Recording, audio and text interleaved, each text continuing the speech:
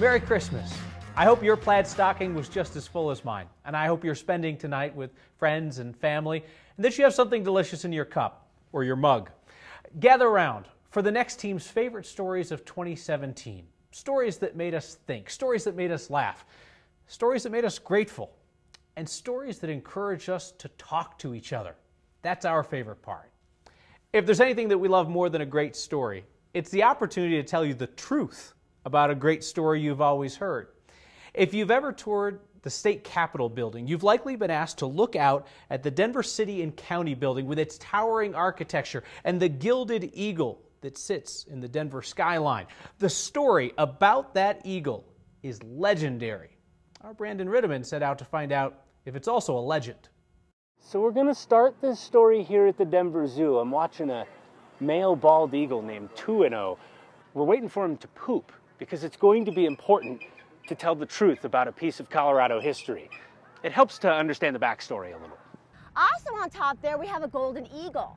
Our legend sits at the very top of the city and county building. There is a story behind that eagle. A story told daily by politicians, business people, and tour guides like Janine from Denver Walking Tours. The person that built that eagle, the artist, wasn't a big fan of Mayor Spears. So if you look at it, a lot of people seem to think that it looks like it's a bird kind of pooping on the city and county building. That's like the position that it's in, with the rise up wings and the tail back there. We give you Verify Legend number 1, Denver's defecating eagle.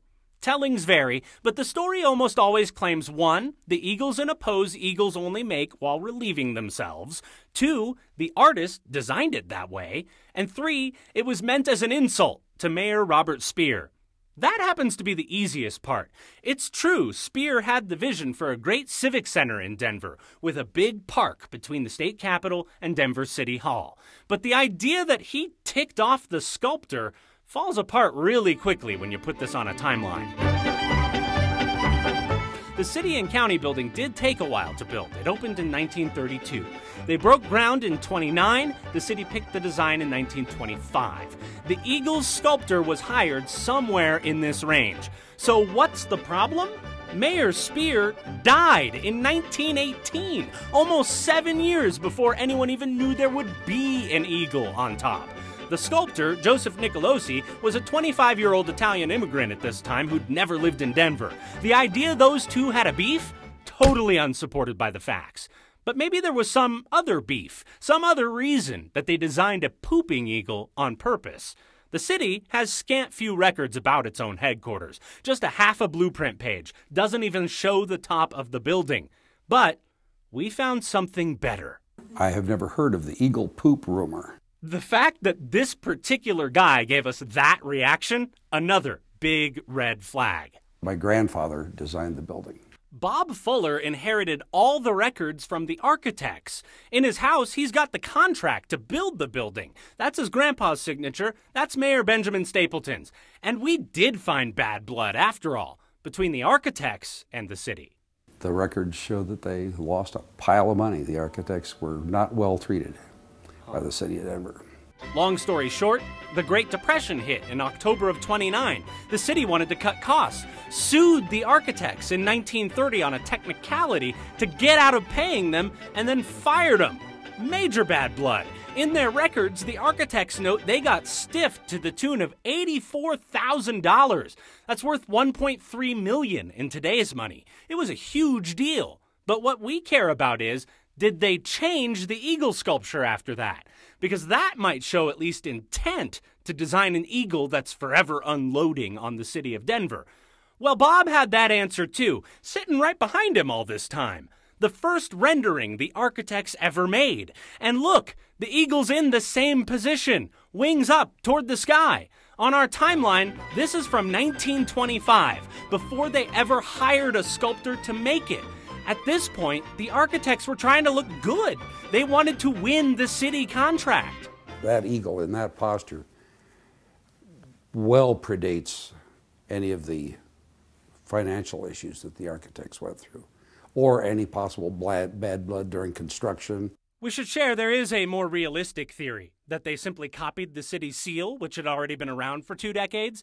It shows an eagle taking flight, wings up. So, another one bites the dust. No beef with Speer, no evidence of intent to mess with the city. But the question remains, is it in fact a sculpture of an eagle doing its business? Yeah, you look spooked by something. Oh, we got all nature documentary on this for you. We camped out until, boom, there it is. That's what it looks like for real, people. No wings up, tail feathers out to avoid getting any on itself. It looks nothing at all like Denver's eagle sculpture. But, in fairness, this is just one sample, so we asked the guy who's watched these eagles for 20 years. You've seen eagles poop everywhere. Yes, in the wild and here at the Denver Zoo. There is no one way eagles poop. That's right. To me, that eagle by the sculptor is looking like it's taking off, not pooping. And the last part of our legend falls apart. We dug deep. We found nothing to support the story and holes in every part of it. We are calling this story false. The legend of Denver's defecating eagle's all kinds of fun, but it stinks. Wings up.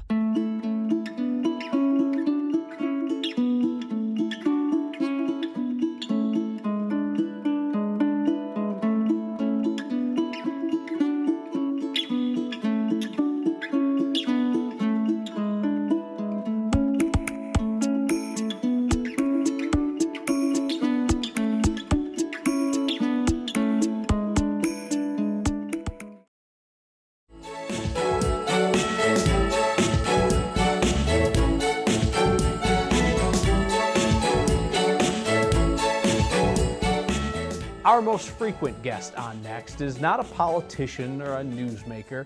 He's a young man named Elijah. He originally got in touch to correct something that I had said on air. This is in a brief story about a pet turtle rescued from a car crash on Vail Pass. Elijah knows a lot about turtles. As it turns out, Elijah knows a lot about a lot of things.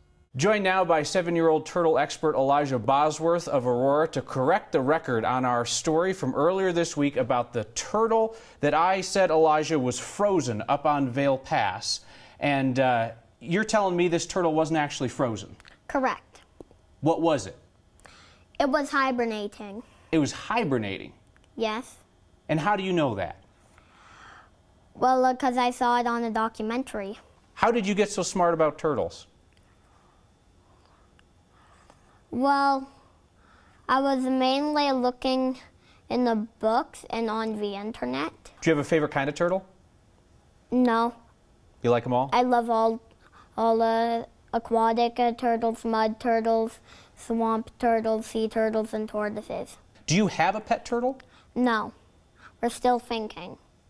Oh. Do you want a pet turtle? Yes, but we have to think about it. That's very good. That's very diplomatic. Also, mating can look strange with tortoises as well. Please go on. What does that mean? Well, it doesn't exactly look like how most animals mate. Okay. Like, sometimes it's fighting and then another male comes in and gets the female. Mm-hmm. For sea turtles, it's more of just like the one male clings on to the female's shell, mm-hmm. while like a lot of other males trail behind her and biting the male's flippers. Aye. This is all very exciting and very adult stuff. 7-year-old Elijah Bosworth of Aurora, thank you for coming in to correct our story about turtles. You're welcome. I think you might be the smartest kid in Colorado. What do you think? That turned out to be a pretty good day for Elijah. Right after our segment, his mom took him out to get his own pet turtle, a Russian tortoise, to be precise. Mom suggested he name it Kyle. Elijah didn't like that name. He calls it Francel. One of our great privileges on Next is to introduce you to Coloradans you might not otherwise meet, like Cowboy from Arvada. Cowboy is the reason that many people shop at one particular supermarket. We met Cowboy in April through the lens of our visual producer, Cody Broadway.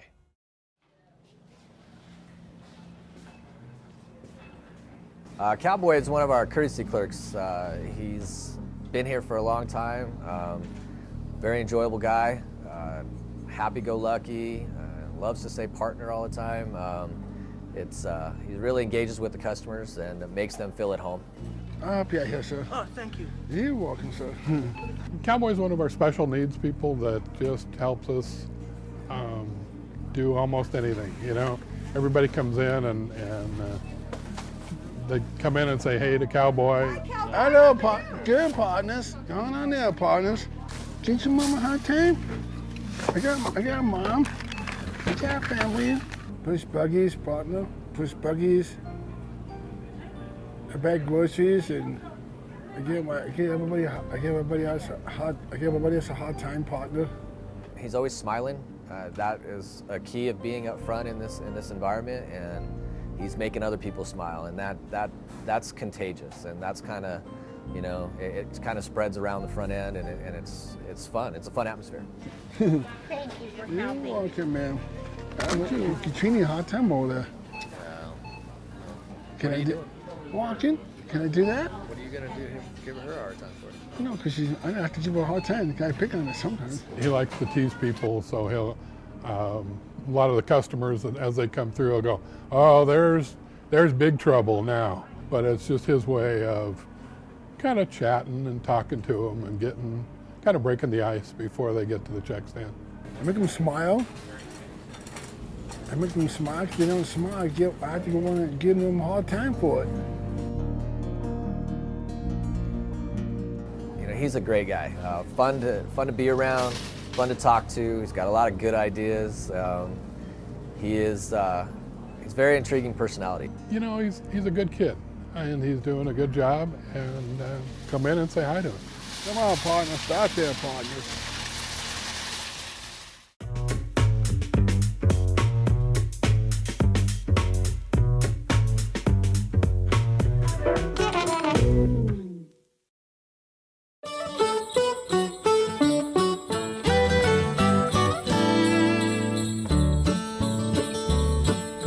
We've met a lot of fascinating people on Next. If I had to pick a favorite conversation from the past year, it would probably be Temple Grandin. She's a CSU animal sciences professor who is best known for her insights into the human mind. Grandin has autism, and she's a fierce advocate for students who learn in non-traditional ways. Our conversation has been viewed on the Next YouTube page more than 75,000 times. What did you think when you got the phone call? Oh, I was really excited. I just couldn't believe it. Made me happy. So they described your work and the work of your fellow inductees as having changed the course of human history. Well, when I first started out, I was in the cattle industry. It was in the 70s. And being a woman in a man's world in the 70s was not easy. And one of the things that kept motivating me is I wanted to prove that I could design really good equipment and that I could do things. It was long, sustained, hard work. But what I did when I was asked to design the first one is I went through the door and I did it. Oftentimes, people are too scared to go through the door. I heard a very sad story about a lady who got a full scholarship at a major art school, and she didn't have the confidence and she turned it down. No, I went through the door, but I made myself knowledgeable. Many people have heard you discuss how your autism allows you to think in pictures and analyze things like that. Can other people learn to think the way you do? Is that possible? Well, I'm an extreme visual thinker. Most other people don't think visually to the extent I do. Everything I think about is a picture. It seemed obvious to me to look at what cattle were seeing. They'd stop at a shadow. They'd stop at a coat on a fence, a vehicle parked next to a fence. And then you'd move the vehicle and the cattle would go through the facility. And when I first started, I thought everybody thought in pictures. Well, then when I did my book, Thinking in Pictures, and I started interviewing people about how they think, and then I realized that not everybody thought in pictures. That was kind of a revelation for me. But can people learn to think in pictures? You can learn somewhat, but sort of look at it, if this was the full continuum, you can move it a bit, but you're not going to get from one end of the continuum to the other, and I'm never going to really be a mathematical thinker. One last question for you. This might seem like an odd one. I love your Western wear. Every time I see you, you're wearing some fantastic shirt or jacket. How did that come to be? It's kind of your trademark, I Well, would it's say. become a trademark now. This is a special shirt right here that was made Colorado State University. Just get a close-up of the sleeve there. People give me shirts. This is the only custom-made one. All the other ones are store-bought. I get them as gifts too, but I've just made that kind of my trademark. Thank you so much for your time. Well, thank you for having me. And congratulations on your induction into the National Women's Hall of Fame. Quite the honor. Thank you. The most Colorado thing we saw today. It's our daily celebration of something that just looks like it belongs in our state. The most Colorado thing we saw in 2017 was a man who owns the trademark to our state's birth date. We love the state so much that we just wanted to make something that wasn't just a flag on a shirt, but that spoke to what makes Colorado awesome. 1876 is really just about celebrating Colorado and making gear for people who love it. If you've been outside in public in the last decade, you know Coloradans love to wear and promote Colorado. Nick Baumgart is a Coloradan who at 5,280 feet went the extra mile. We own a number. His apparel company, Smirk Creative, got really creative when it discovered no one had the local or national trademarks to the state's birth year. We own a brand and we own a name. So Nike was a Greek god, and now we know that that's a shoe company, right? And 1876 is a number, and now we know that that's an apparel company that celebrates Colorado and Colorado's history. But what's that mean? I mean, CU has 1876 on its university seal, which is printed on apparel. So CU, or a great example also is like Deadwood, South Dakota. They were founded in 1876. You can buy little shot glasses in Deadwood that say as much. So if it's not part of when your school was established or the state was established, and you're just trying to make an 1876 thing, then that's where that copyright comes in, and we could protect that. But we have no interest in competing with anybody who's just using it in goodwill. His 1876 brand is about to expand inside Willow, this boutique in downtown Littleton. T-shirts, sweatshirts, and hats, but oddly, no ties to compete with this beauty a certain reporter is celebrating with. You know, that's edited. It's beautiful. Sorry, no, it's gorgeous. It really is. Your taste in ties is immaculate.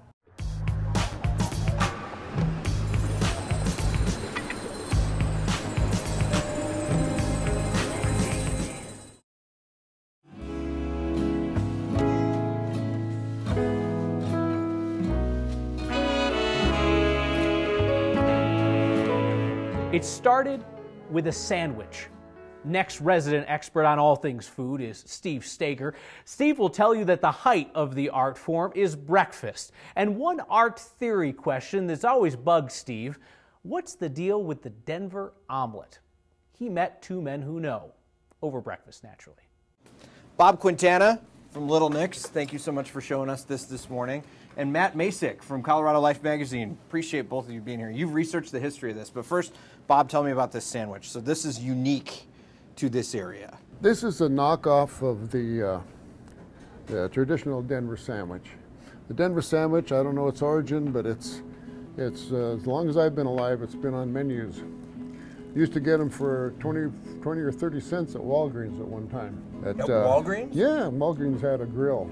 We've been making it for about 40 years. We brought Matt here because, Matt, you've researched this quite extensively. Because when I got here, I thought, what on earth makes the Denver omelet a Denver thing? Because you've got green pepper, you've got onions, you've got ham.